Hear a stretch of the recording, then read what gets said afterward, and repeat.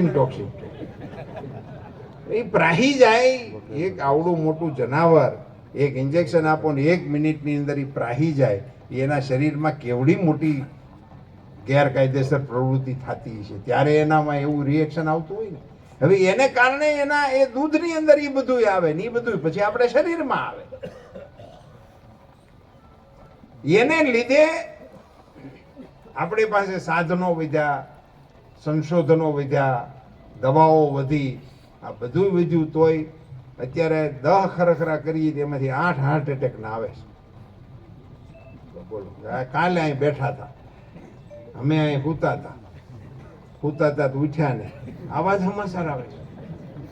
એટલે જેમ આપણે વિકાસ કરતા જઈએ છીએ એમ ઓલો ઉપર વાળો ત્યાંથી નવી નવી ટાઈપની નોટિસો કાઢ્યા રાખે. તો એનું સમતોલન કરવા માટે સાત્વિક અનાજ પેદા કરવું પડશે, અને સાત્વિક અનાજ પેદા કરવા માટેની તાકાત એ માત્ર ને માત્ર આપણી દેશી ગાયના છાણમાં છે, એ સિવાય ક્યાંય નથી. અને ગિરીશભાઈ કહેતા હતા કે અમે છાણ આપીએ છીએ, એ અમને ખડ આપે છે. હું ખીજાણો, બધા છાણ નો અપાય, નથી મફતમાં અપાય જેવું. તો કિંમતી ચીજ છે.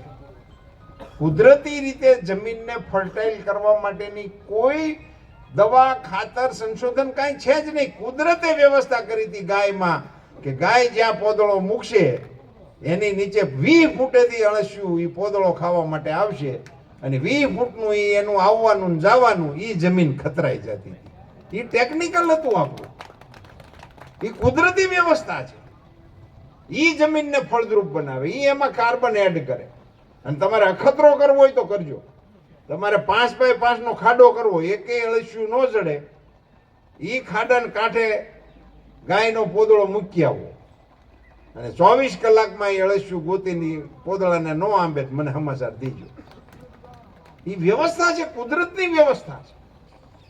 અને રાષ્ટ્રની આ જરૂરત છે, દેશની જરૂરત છે. એટલા માટે મિત્રો કે 2047માં મોદી સાહેબે આ દેશને વિકસિત ભારત બનાવવાનું લક્ષ્ય રાખ્યું છે.